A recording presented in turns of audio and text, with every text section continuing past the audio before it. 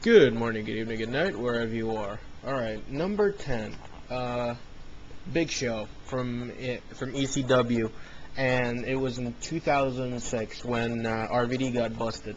Now, in that locker room, there were so many people that they could have chosen to win the ECW championship, but they chose Big Show. Why didn't they choose Kurt Angle? Why didn't they choose Sabu? Why didn't they choose Test? Sandman, any of those? No, but they chose Big Show.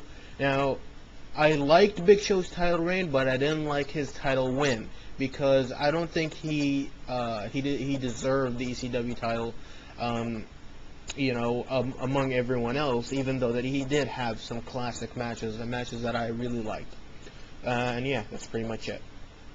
And number 9 is Goldberg from 2003 when he defeated Triple H at Unforgiven. Now, I was a big fan of Goldberg. I liked Goldberg, but at the same time, I was a big fan of Triple H. He was a guy that I loved to hate, like I said. But at the same time, I was rooting for Triple H because Goldberg was just destroying people that I really liked. And he didn't just destroy them, he just buried them. Guys like, The Rock at Backlash, he absolutely destroyed him. He absolutely destroyed Chris Jericho, Christian, a lot of guys that had bigger futures than Goldberg because you felt that Goldberg wasn't sticking around. And that's pretty much it. Number 8 is The Rock. Now, I liked all of The Rock's title reigns, but the one that I really didn't like, the title win that I didn't like at least, was the one from Survivor Series 98. Now, the reason why the Montreal Screwjob was so significant at that time was because it was never imitated. Now, when it was imitated, it definitely scorned or scarred Bret Hart's legacy, or it tarnished WWF's reputation. And even though it was cutting edge at the time, but just didn't feel right because of what The Rock did and what Vince McMahon did, and I didn't like it at all. And it just had a bad taste in my mouth, even though I was about 10 years old at the time, but I was fully aware of what was going on. Not, backstage, but I mean, kayfabe, I know what's going on. I know what's a Montreal Screwjob or whatever, because, the commentators were helping out. Anyways, number 7 is Bobby Lashley winning the ECW title at the December to Dismember pay-per-view. Now, I haven't seen that pay-per-view yet, but I've seen the match, the Elimination Chamber match, and the match itself was good. I enjoyed it very much, but I didn't like the ending. I didn't like the fact that Lashley won the ECW title. He shouldn't have won the ECW title. It should have been either Rob Van Dam, it should have been either CM Punk. I wouldn't have minded if it was CM Punk, even though that, it's too early, but it's an ECW title. Even though at the time it was sort of, it was sort of treated like the third title, not, a mid-card title. So, I don't know, maybe it should have been someone else, definitely, but, I don't know. I have no idea, but I still didn't like Lashley's title reign or title win. I just didn't like Lashley's any of his title wins or reigns. But, I don't have a problem with Lashley.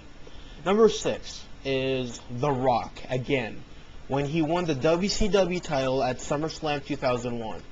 Now, I know what you guys are saying. Hey, The Rock deserved it. He deserved the championship. But not his first match back on pay-per-view. I do believe he had 2 matches before. But when he defeated Booker T, I was a fan of Booker T, even though he was a heel. I liked Booker T. And losing to Booker T, Booker T losing to The Rock, and then losing again at Unforgiven in the handicap match of all matches, and making The Rock look like Superman, I really didn't like it. And, The Rock completely, destroying Booker T and, burying whatever's left of Booker T at that time, because Booker T was losing left and right, and it was just so heartbreaking because I absolutely loved him in WCW. And yeah, that's pretty much it. Number 5 is Vince McMahon winning the ECW title at Backlash 2007. Now, that pay-per-view was great. I absolutely enjoyed that pay-per-view, but I didn't like the fact that Vince McMahon won the ECW title. and it absolutely told the whole story of what WWE feels about ECW, and that was the final burial of the brand, and just the final nail in the coffin, and it was just the flatliner, if you will.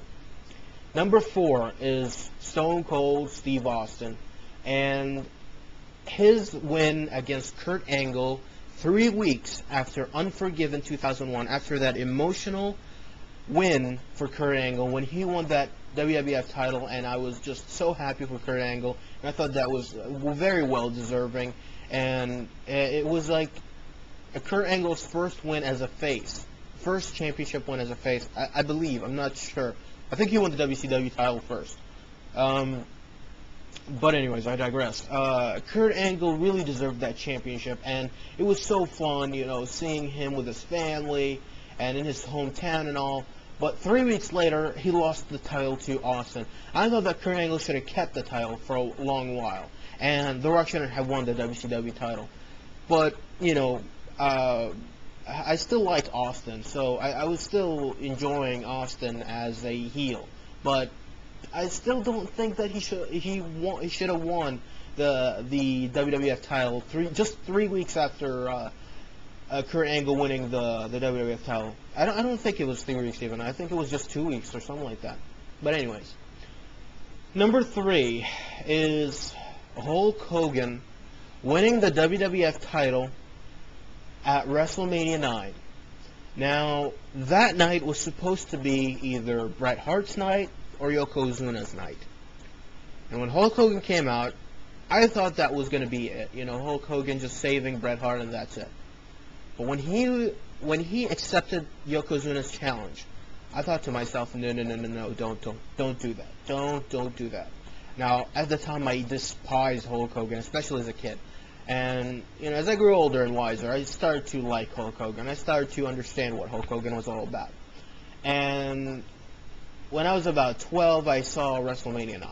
And I didn't like it at all. I absolutely hated the fact that Hulk Hogan won the WWF title. I thought that was just a stupid move by WWE. And I thought that made me hate Hulk Hogan even more. Even before knowing all the backstage stuff and, the political shenanigans. But whatever. Number 2 is the Great Khali winning the world title. Now, in 2007, WWE was going downhill. I totally agree with that. And there were some good stuff on Raw, but on SmackDown, it was just bad. SmackDown was really bad in 2007. I absolutely didn't like it. And when Edge got hurt, Undertaker got hurt, and Batista was always on in the main event, it was just wrong, absolutely wrong. Everything was wrong, and it's just, it left a bad taste in my mouth, and the only person that I could count on was Rey Mysterio, and everyone else was just bad. And SmackDown was just so going downhill, and Great Khali winning the world title made me stop watching SmackDown at the time, and I just didn't like it. I absolutely didn't like it, and, until Khali lost the world title, I was just off SmackDown. I'll admit, I was just reading the results on WWE.com, but other than that, nothing. Number 1, and the worst title win that I've ever seen, has to be Vince McMahon again, winning the WWF title.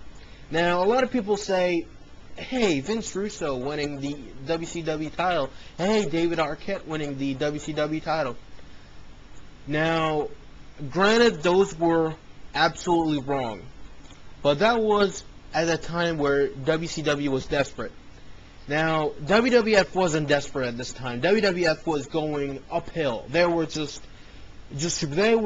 they were going so strong, they were kicking WCW's ass.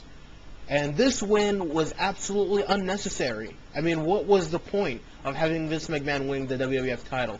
And it absolutely made everything that WWF built at the time just get destroyed.